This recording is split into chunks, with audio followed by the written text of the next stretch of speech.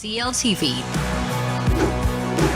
Through CLTV, you can now have your very own TV commercial for your business at a reasonable cost.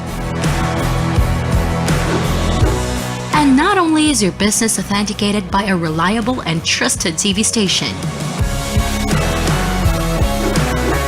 you can also reach our captive audience through CLTV's various digital media platforms at the same time.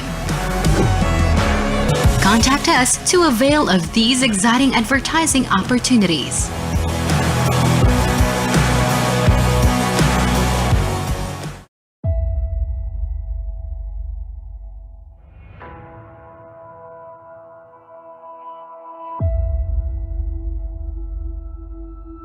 Paklagi. Sakatang mati agad eh. Mati naman nga.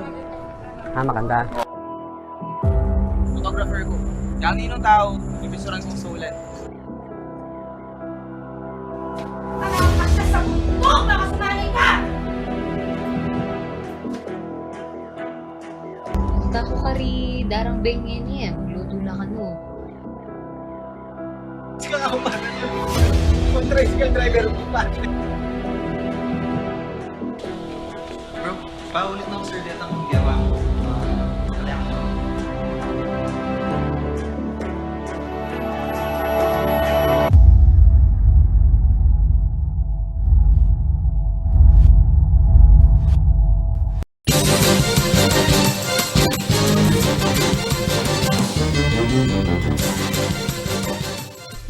Narito na ang mga malaking balitang Central Luzon ngayong araw. Executive Order No. 5-2021 o Household Lockdown sa Pampanga extended hanggang May 15. Bulacan at Pampanga may pinakamaraming COVID-related deaths sa Central Luzon.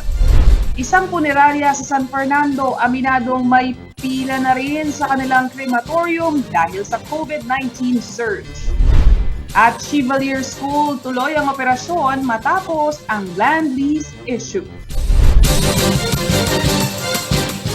Maya Pabay, Pampanga, magandang gabi Central Luzon. Ako si Nicolette Henson Hizon. Narito na ang mga nauuna tinutupang balita ng CLTV News. Higit 1,900 na ang bilang ng mga namamatay sa gitnang Luzon dahil sa COVID-19. Sa mga probinsya ng Bulacan at Pampanga na talang pinakamataas na bilang ng mga nasawi dito sa rehiyon. Kaya naman ang bawat LGU kanya-kanya ng diskarte upang maiwasan ang pagkalat ng nakamamatay na coronavirus. Si Rayel Pawid ang may ulat. Mahigit isang taon na nang magsimula ang COVID-19 pandemic. Maraming Pilipino na ang namatay dahil sa naturang sakit. Dito sa Central Luzon, nangunguna ang Bulacan at Pampanga sa mga probinsyang may pinakamaraming COVID-19 related deaths. Base sa April 29 COVID-19 bulletin ng rehiyon, tumungtong na sa 753 ang bilang ng mga nasawi sa Bulacan dahil sa COVID-19. Habang 482 naman ang sa Pampanga. Sa kabuuan, 1,908 ang total death sa gitnang Luzon. 2.3% ang case fatality rate sa Central Luzon. Di hamak na mas mataas kumpara sa national rate na 1.67%. Ibig sabihin, nasa 2 sa bawat 100 na tinatamaan ng COVID-19 sa rehiyon ang nasasawi. Samantala, Pampanga at Bulacan din ang may pinakamataas na naitalang bagong kaso sa loob lamang ng isang araw. Nitong April 29, parehong lumampas sa 200 mark ang daily cases ng dalawang probinsya. 283 ang sa Bulacan at 212 ang sa Pampanga. Patuloy namang iiral ang Modified Enhanced Community Quarantine sa Bulacan hanggang May 14. Sa Pampanga naman, inirekomenda na ng mga alkalde sa provincial government ang pagkakaroon ng extension sa umiiral na household lockdown upang makontrol daw ang labis na pagkapuno ng mga medical facility. Samantala, karagdagang 23 antigen machines at 17,500 test kits ang ipinamahagi ng Pampanga Provincial Government sa mga munisipalidad at syudad nitong mga nakalipas na araw. Paglilinaw ng provincial government, dadaan pa rin sa confirmatory RT-PCR test ang mga magpopositibo sa antigen test bago ideklarang COVID-19 positive ang pasyente. Rainiel Pawid, CLTV News. Inanunsyo ng Clark International Airport na hindi muna papapasukin sa bansa ang mga manggagaling sa India o may travel history sa India sa nakalipas na 14 na araw. Ito ay alinsunod na rin sa inilabas na Resolution number 112 ng IATF. Naging epektibo ang naturang resolusyon simula 12:01 ng umaga April 29 at ito ay hanggang May 14. Sa pagbabalik ng CLTV News Executive Order number 5-2021 o household lockdown sa Pampanga, extended hanggang May 15. At isang punerarya sa San Fernando aminadong may pila na rin sa kanilang crematorium dahil sa COVID-19 surge. Magbabalik ang CLTV News.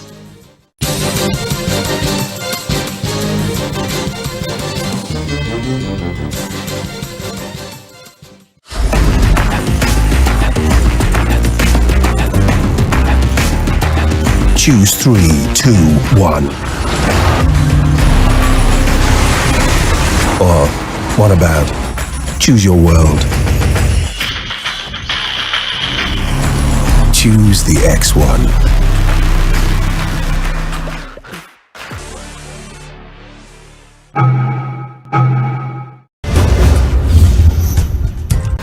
Ang wasto at regular na paghuhugas ng kamay ay ang pinakamabisang paraan para makaiwas sa COVID-19. Sundin lamang ang mga simpleng hakbang. Hugasan ang inyong mga kamay gamit ang sabon at tubig. Kuskusin mabuti ang inyong mga kamay. Magsimula sa palad hanggang sa pagitan ng mga daliri at likod ng kamay. Gawin ito sa loob ng 20 segundo.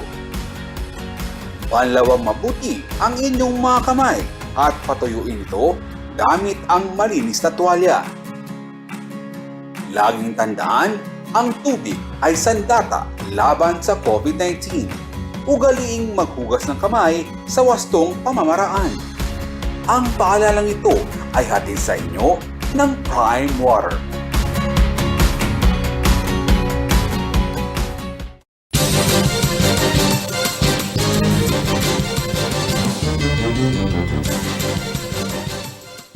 Nagbabalik ang CLTV News at sa iba pang mga nangunang balita. Extended ang Executive Order number 5-2021 o ang household lockdown sa Pampanga hanggang May 15, 2021. Kabilang sa mga dahilan ng naturang hakbang ng provincial government ay ang pagkapuno ng mga healthcare facilities matapos pumalo sa critical risk level ang COVID-19 ICU beds sa lalawigan. Narito ang detalye. Extended hanggang May 15 ang tinaguriang household lockdown sa Pampanga kahit na nasa ilalim ng MGCQ ang lalawigan. Ito ang Executive Order number 5-2021 ni Governor Dennis Delta Pineda na naghihigpit sa community quarantine protocol at naglilimita sa galaw ng mga kabalen gaya ng pagbisita sa mga bahay-bahay na sanhi ng mabilis na local transmission. Ayon kay Attorney Charlie Chua, ang Provincial Administrator ng lalawigan, ang kanilang pagpapasya ay buhat sa rekomendasyon ng local IATF, kung saan bahagi dito ang mga local chief executives at gayon na rin ang high risk at critical status ng healthcare utilization rate ng probinsya. Yan. Biro mo, meron tayong 3,255 active COVID cases. Nasaan yung mga ito? Andiyan yan sa ating mga hospital. Kaya siguro, ganyan yung status ng ating healthcare utilization rate, no? At sa isolation facilities natin. Kaya yung ating mga isolation facilities napupuno din, no?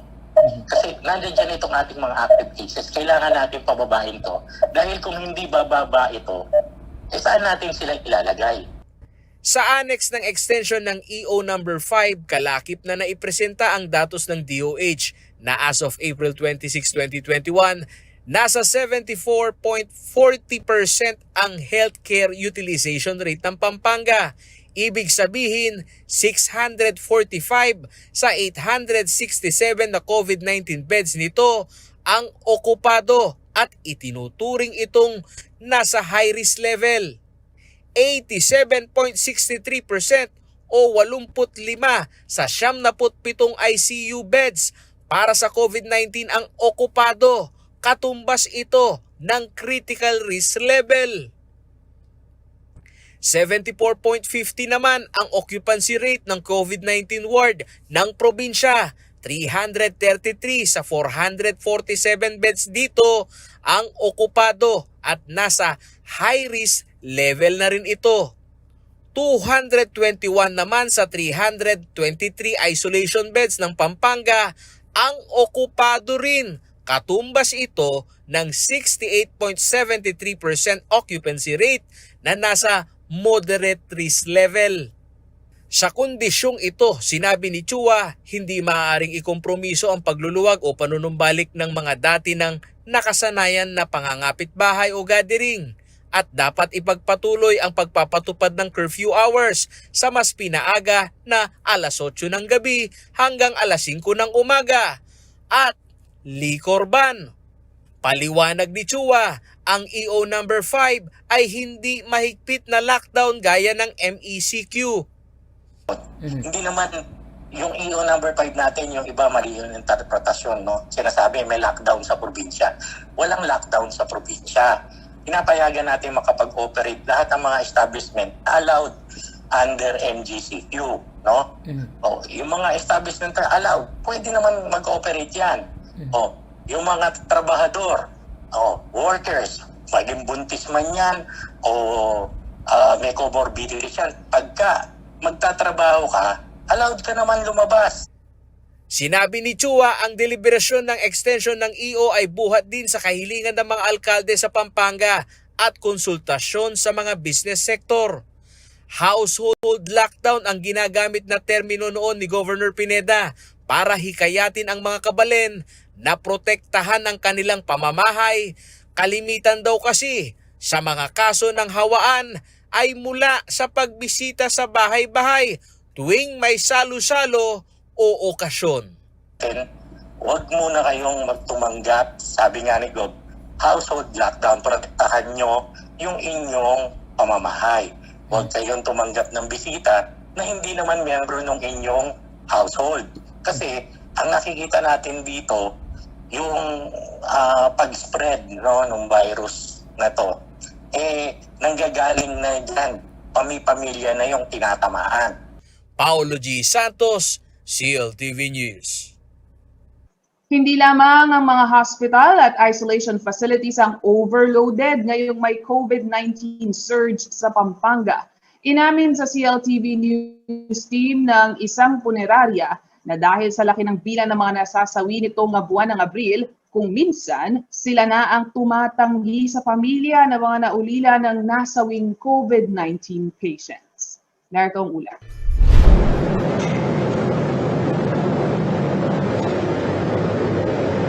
Hanggang sa huling hantungan, hindi biro ang gastos ng isang COVID-19 patient mula sa ipinatutupad na proseso ng Department of Health na kailangan itong i-cremate.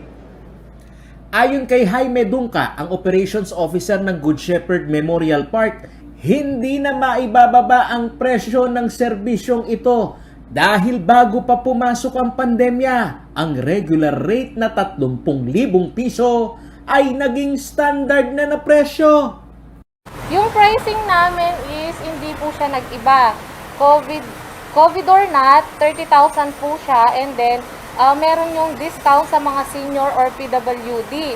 Yung 30,000 magiging 21,428.57.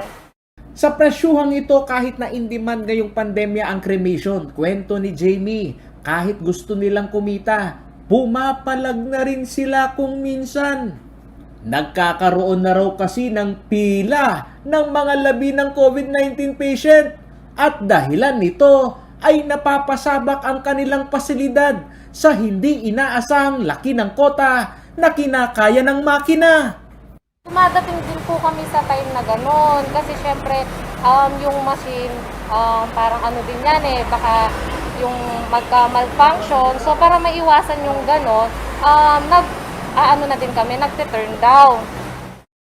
Sa normal na operasyon ng punerarya para sa kanilang crematory service, 4 lamang kada buwan ang kanilang sineserbisyuhan. Habang nito umanong nakalipas na araw ng Abril, kasunod ng COVID-19 surge sa lalawigan ng Pampanga, ang 4 na bangkay sa loob ng 1 buwan noon ay nagiging average na lang na bilang ng mga sinusunog na bangkay kada araw sa naturang punerarya. Kung susumahin ito, ay umaabot sa higit 120 na COVID-19 patients ito na tinatakbo ng buwan ng Abril. Average a month is nakakaapat lang kami ng cremation. Pero ngayon, yung a day, ngayong nag-pandemic na meron ng COVID, yung isang araw namin nag-average kami ng 4. Sa pagitan ng petsang April 14 to 25, double digit na o ang pinakamataas ay 13 kada araw ang naitatalang nasasawi sa COVID-19 patient sa Pampanga. Ito'y base sa Provincial Epidemiology and Surveillance Unit o PESU ng Pampanga. Dahil sa patuloy na pagtaas ng kaso, formal nang inanunsyo ng provincial government sa pamamagitan ng isang executive order ang extension ng umiiral na household lockdown para limitahan ang paggalaw ng ating mga kabalin. Ayon sa datos ng DOH, as of April 28, 2021, umabot na sa 482 ang bilang ng mga nasasawi dahil sa COVID-19 sa Pampanga. Paulo G. Santos, CLTV News. Sa pagbabalik ng CLTV News sa Sumuan, 5 araw nang walang naitatalang bagong kaso ng COVID-19. Chevalier School tuloy ang operasyon matapos ang land lease issue. At kaligtasan ng mga abogado, serbisyong legal sa mga barangay, planong tutukan ng bagong gobernador ng IBP Central Luzon. Manatiling nakatutok at magbabalik ang CLTV News.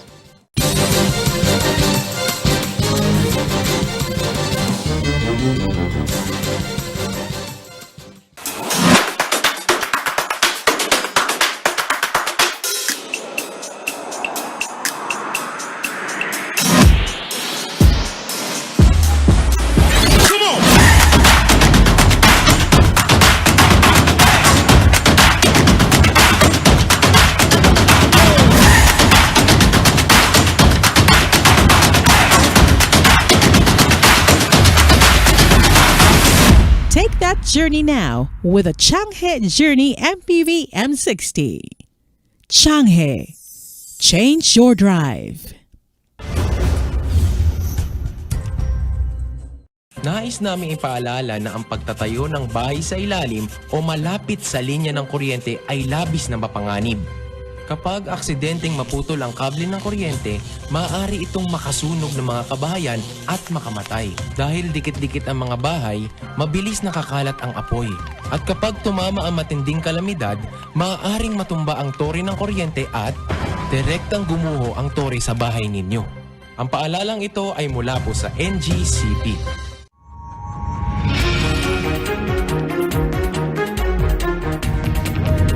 Narito ang mga emergency hotlines para sa Pampanga at Clark Freeport.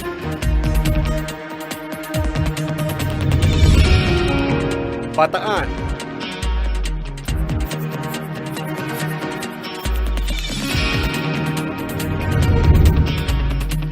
Zambales at Subic Bay Metropolitan Authority.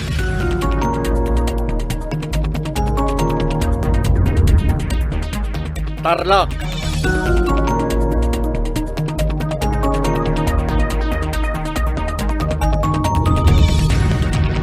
Aurora,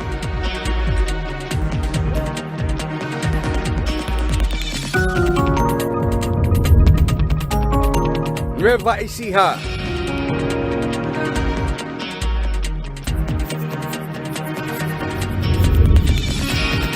at Bulacan.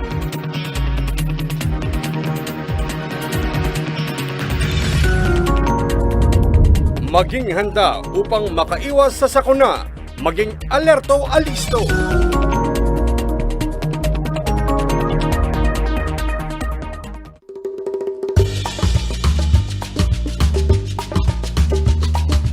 Anyang Marcalpa Farmlands, Keri Pampanga. May giyang libangan daring anak akapampangan o maski na ring mga tuwa na mandakap lang insekto kaya rininguran. Kaybat, luto de ang kanan. Kanita, sobrala karakalketi. Ingkamanda ka pitsekdo, taga nang maka-enjoy, ampong exciting. Kasi makatakot nang la underground. Bang kanitang arakap mula, kailangan may gamitan ng gamat mo. O, atin na kang idea kingamon nun ko. Ay wa, ingkamaro o mole crickets.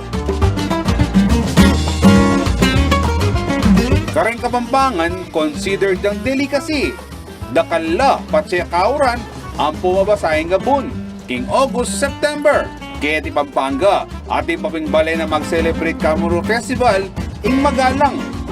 Manyaman taga ng mga exotic foods, lalo na't aliwaliwang luto, ing malyari mong gawan Kenny. Malyaring adobo, malyaring yalo meking bringi, at niyayaliwa pa. Aliwaya taga na yung Kapampangan ikakabalen, atakman mo na ba yung kamaro? Nung alipa, subuknan mo uling siguradong metong mo yung sakyan mo. Kanyaman!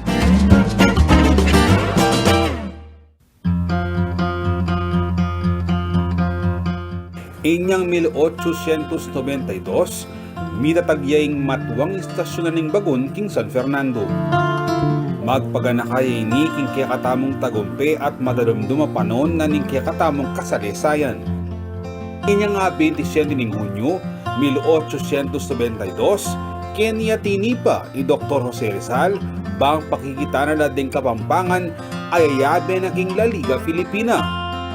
Kenya mo naman mayari, ing dinalan at 2 kilometro ang marcha na ning kamatayan o Death March karing Pilipino at Amerikanong bilanggo ning Kadwang Gyerang Mundial at sinuko king pangabagsak ning Batahan inyang banwang 1942. Ining dalan ning masaplalang biye at kabiyayan dareng Kapampangan uling pamikalakal king industriya ning atbo, abaka, ampong abyas, kanita king Pampanga. Mapalyaring darang nga do, subliyang miye at pasibayo lang mituglong, reng industriya na ng Central Luzon king Manila, kahamilatan na ng tren o dalang bakal.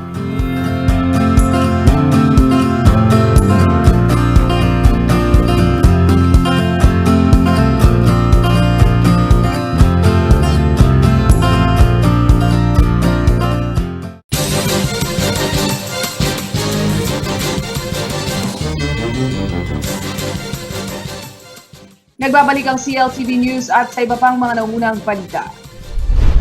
Bagamat isa ang lalawigan ng Pampanga sa mga probinsyang patuloy na tumataas ang bilang ng active cases ng COVID-19, ang coastal municipality nito na Sasmuan, 5 araw nang walang naitatalang bagong kaso.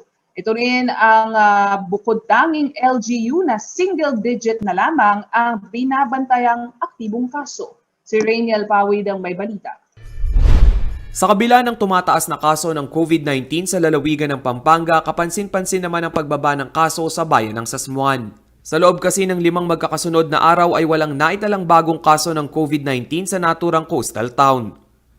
0 ang kanilang daily cases sa inilabas na COVID tally ng Sasmuan Rural Health Unit simula April 24 hanggang April 29. Sa kasalukuyan, napababa na rin nila sa 7 ang kanilang aktibong kaso. Ang Sasmuan din ang bukod tanging LGU na may single-digit COVID active case sa buong Pampanga. Sa opisyal na pahayag ng RHU Sasmuan, pinaalalahanan nila ang kanilang nasasakupan na patuloy na sundin ang health protocols. Ang pananatili sa tahanan kung wala namang essential activity ang nakikita rin nilang susi upang maging COVID-free ang kanilang bayan. 8 sa 12 barangay ng Sasmuan ang itinuturing na COVID-free.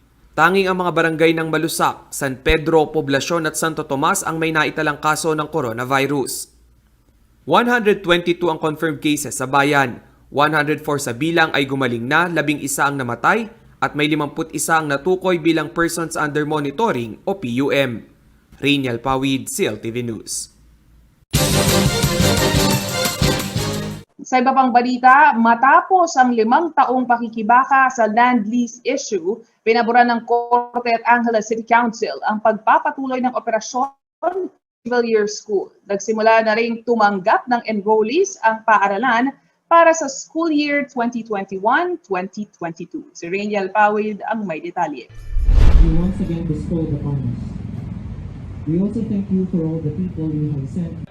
Bago magtapos ang Abril, nagsimula ng tumanggap ng enrollees para sa school year 2021-2022 ang kontrobersyal na Chevalier School sa Angeles City. Students are now allowed to enroll for school year 2021-2022. Nasa 5 taon ding mariing pinagtalunan sa konseho ang 3-hectare property na kinatitirikan ng paaralan.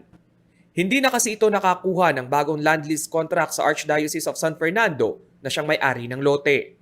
Una nang sinabi ni San Fernando Archbishop Florentino Lavarias na hindi nila kukuhanin ng paaralan bagkus ang kinatatayo ang lote lamang nito.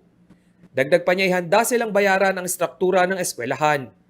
Base sa 1958 contract, ipinaupa ang lupa sa Missionary of Sacred Heart para maging seminaryo. Sa kasalukuyan, wala ng seminaryo at tanging elementary at high school na lamang ang nakatayo sa nasabing lugar.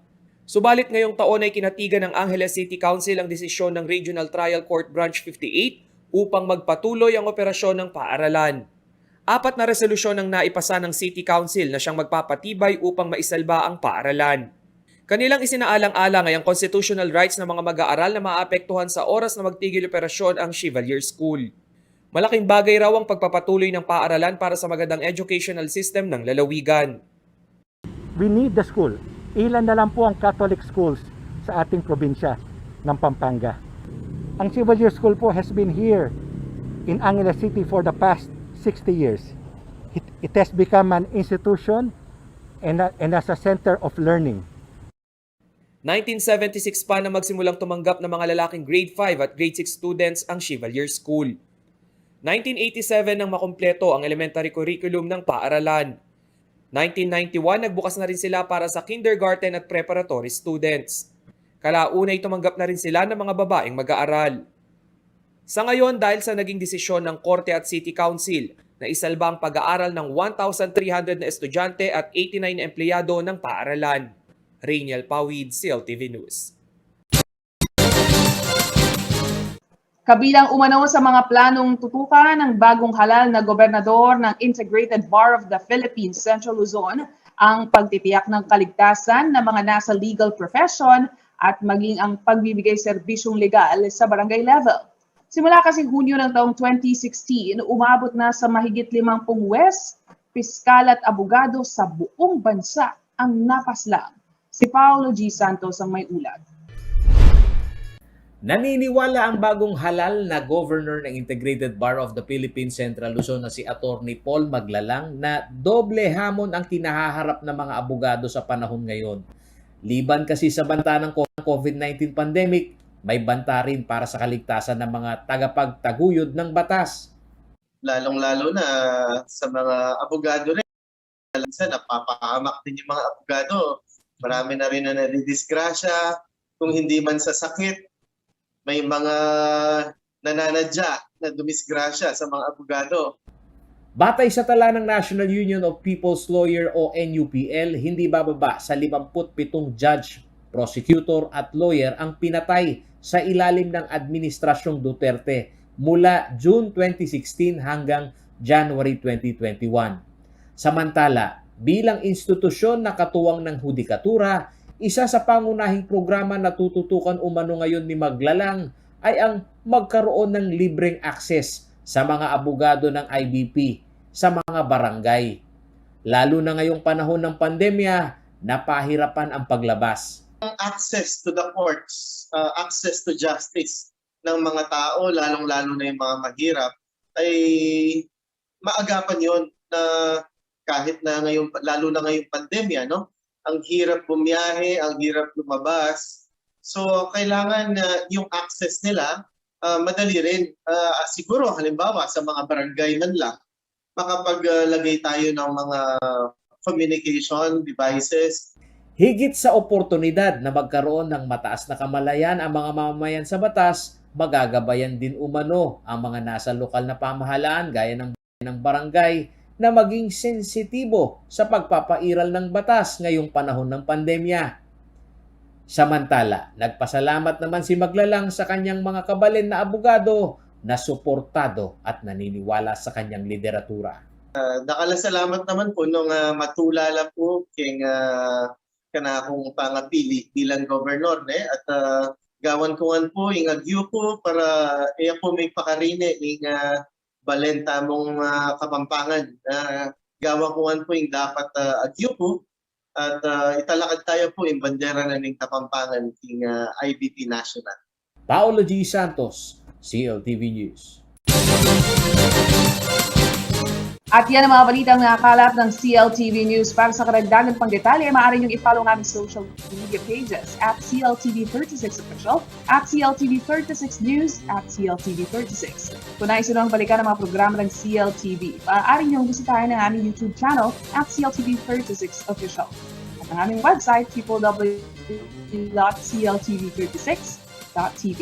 Kasama ang buong puwersa ng CLTV News and Current Affairs. Ako si Nicolette Henson Hizon. Maraming salamat at magandang gabi.